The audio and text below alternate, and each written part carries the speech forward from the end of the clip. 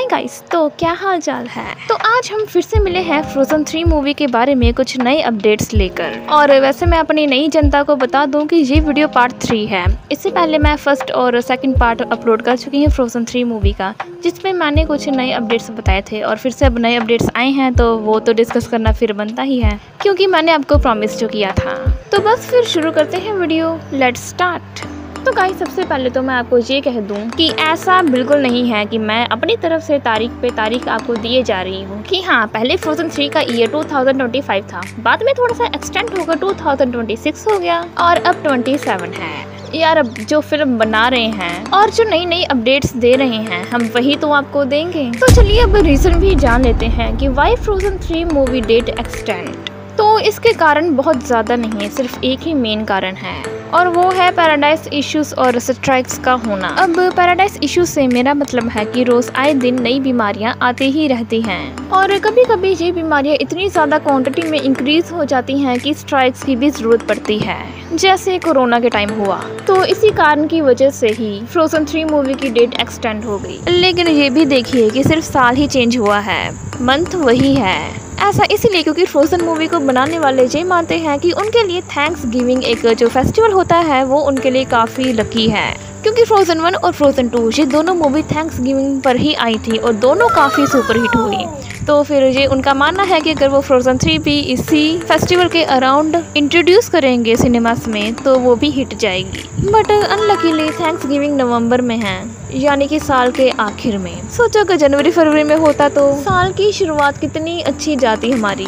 Frozen 4 में also come, yes, क्योंकि frozen movie के प्रोड्यूसर जेनिफर ली जी ने ये कहा है कि फ्रोजन 3 मूवी की स्टोरी बहुत बड़ी है, इसलिए इसको कंप्लीट करने के लिए इसको 2 पार्ट्स में डिवाइड करना पड़ेगा।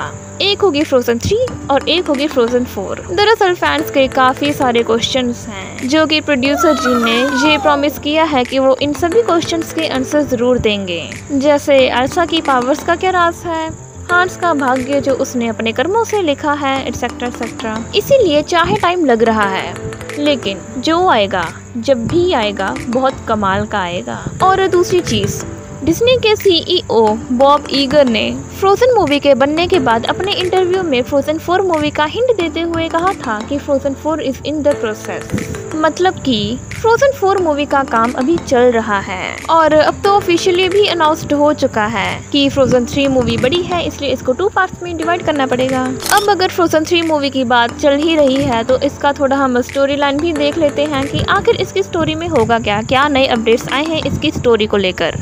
ओके, तो जी हाँ, ये नई अपडेट आई है। आई मीन ये पिक्चर कोई कंप्यूटर ग्राफिक्स की हेल्प से तो नहीं बनाई गई है, वैसे उसकी हेल्प से ही बननी होगी, लेकिन ये कोई फेक पिक्चर नहीं है, मेरे कहने का मतलब ये है।